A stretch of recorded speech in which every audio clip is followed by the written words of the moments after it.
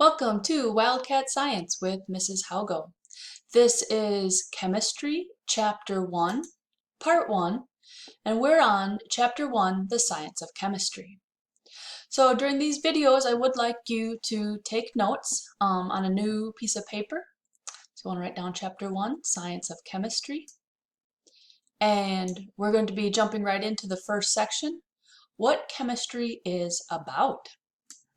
And in the purple words, you don't need to write that down, but I would like you to pay attention. Essential questions. So at the end of this chapter, you should be able to answer what is chemistry and why is chemistry important to know. So what is chemistry? Chemistry is the study of the composition and properties of substances. So all matter, what is it made up of, and what are its properties and how does it interact with other substances. Also, chemistry is the study of matter and its changes, like chemical reactions and stuff. So we're going to take a moment and look at pages 2 through 4.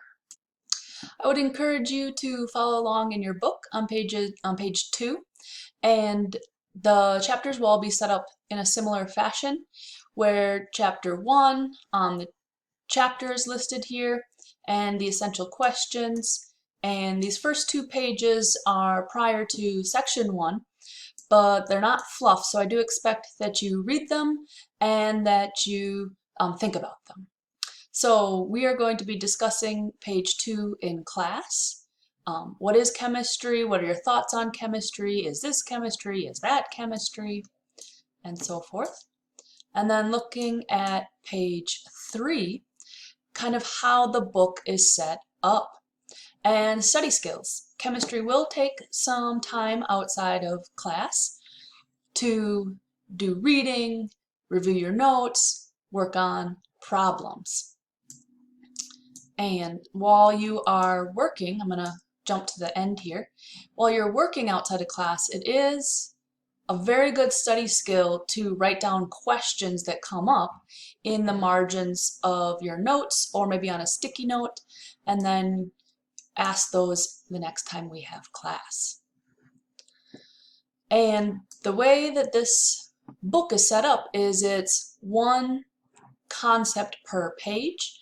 So the title of the concept will be at the top of the page. So that's good to read first and kind of get that framework in your brain. So your brain knows to put all the pieces into that box and kind of keep that information organized, and it will make it more likely that your brain will remember that. The book has some nice illustrations. I really like how they illustrate concepts. I think they do a good job with that. And they have reading, obviously, and then the big idea from the reading over on the left side. And then they always have any vocab words and their definitions that were brought up during that page at the bottom.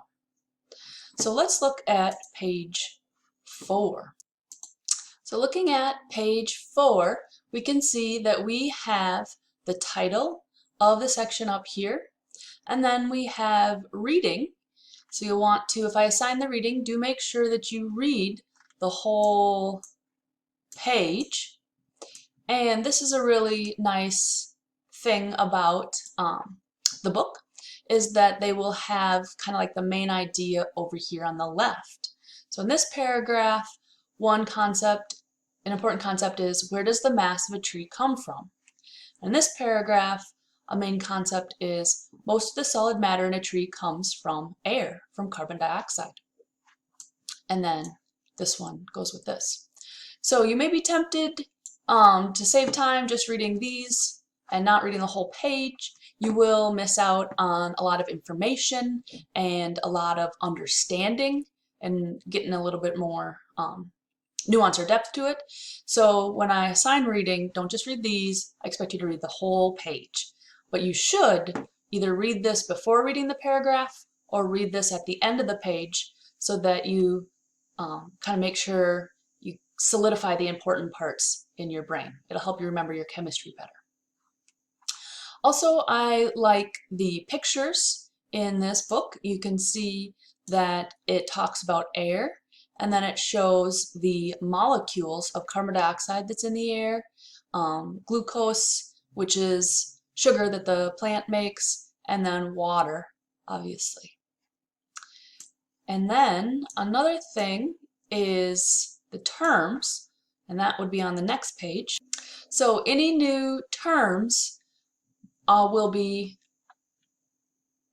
written and defined at the bottom of the page. So measurement is a new vocab word, and there it is, written and defined at the bottom of the page, and I think that is quite helpful. Let's jump into Chapter 1, Section 1. The first major topic it talks about is chemistry in your body. So your body is made of chemicals, and their interactions dictate everything that happens in your body. So everything in your body is considered a chemical: water, collagen, muscle fibers, everything would be considered, again, a chemical, and their interactions decide everything that happens in your body. So I find it very fun to know more about what is going on in my body, and chemistry is a great vehicle for doing that. If you took human biology, you should know collagen. That is it's a protein fiber. It helps make connective tissue that's found in your skin and also in other places like cartilage in your joints and stuff. Another example is antioxidants, which hopefully you've heard of before. They are foods that some foods that are rich in antioxidants are like berries, any of your brightly colored fruits and vegetables, and they help prevent age-related diseases and cancer. So their interactions are very helpful and very important. So eat your fruits and vegetables. Another important topic in Section 1 is that water, which is an important chemical. So please write that down. And there are many reasons water is an important chemical, and we will get into them throughout the year. Two examples are water makes up a lot of your body. So a lot, I believe, I'd have to look up the exact amount, but 70% of your body is water. So it's quite important to you. And another reason water is an important chemical is many substances dissolve in water. So lucky for us, basically everything that happens in our body, almost everything that happens in our body, happens with chemicals that are dissolved in water interacting with each other. So I'm glad that water dissolves a lot of things. I looked up in our book, and you are 60% water. So still quite a bit. So let's jump into measurements and units. Always very important in chemistry and basically all of your sciences, and I would argue life. So units are needed for precision. You can't just say measure out a little bit of the chemical and mix it with a little bit of the other chemical. That might not go well. So we in science, basically the rest of the world besides the United States, use System International, the metric system. So you do need to know them. So we're going to make a graph in our notes. It is going to be a 3 by 10. So quantity, unit, symbol. Our first quantity is going to be length. What is the metric unit for length? If you said meter, you are correct, and its official symbol is M. And this is 1 meter. It is about 3 feet, feet not being metric, but the English unit. So about a yard, but not quite. And our next quantity is mass. What is the metric unit for mass? If you said kilogram, you are correct. And the symbol for that is kg. This liter water bottle filled with water has a mass of 1 kilogram, which is about 2.2 pounds. And a kilogram is 1,000 grams, and this paper clip has a mass of 1 gram.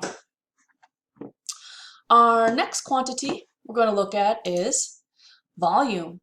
What is the metric unit for volume? If you said liter, you would be correct. And this is a liter, this water bottle, and it is about a quart, but a quart is an English unit. Science and the rest of the world uses liters for volume, and its symbol is capital L. Another quantity you should know is time. That's a pretty easy one. And the unit for that is seconds, and the abbreviation is S. Temperature. What is the metric unit for temperature? This is a tough one. If you said Celsius, you're basically right, but not technically. Fahrenheit is the US unit. In science, we're going to use Celsius. And Kelvin is like Celsius, but they moved up the scale so there are no negative numbers in the Kelvin temperature scale. And that is with a capital K. We will be using Celsius for most of the year, but when we do the gas laws, we have to do them in Kelvin, otherwise the math doesn't work out. Another quantity is amount of substance, and we will be looking at moles. That is the SI unit for amount of substance, and that's like a really, really, really big counting number. Its abbreviation is MOL, just leaving off the E. And 1 mole of water is like that much water, so a couple of swallows, and that is 6.022 times 10 to the 23rd molecules of water. A lot of molecules, but the amount of substance really depends on what the thing is that you're measuring. So water molecules are super tiny. If I had a mole of marshmallows, it would cover the entirety of Earth to a depth of about 6,000 miles. So that would be a lot. Another quantity is energy, and hopefully you remember this from 9th grade. The joule, abbreviated capital J, is the unit, SI unit for energy. And pressure is the Pascal. So pounds per square inch, PSI, that's an English unit. In science, we're going to be using Pascal, abbreviated PA. And our final one is density, and technically it's kilogram per cubic meter, which is abbreviated kg per m cubed. If you remember from freshman year, we did a lot of grams per cubic centimeter, and that works also. The SI unit or metric unit is a base 10 system, which means everything is based off of 10, which makes it super easy to convert between units. And they have prefixes which indicate which power of 10 to multiply your number by.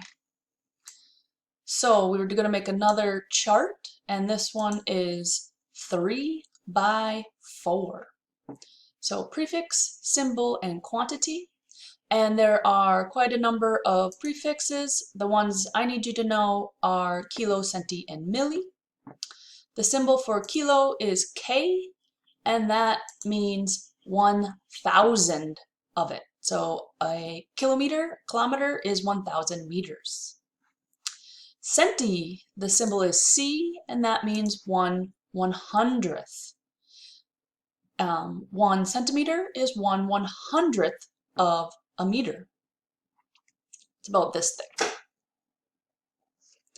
Milli, the symbol is M, and the quantity is 1/1000th, which means if you cut up a meter into 1,000 parts, that would be a millimeter. And a millimeter is about the thickness, like the very thin part of your nail. In our next video, we're going to jump more into measurements and quantities. All right, see you then. Bye.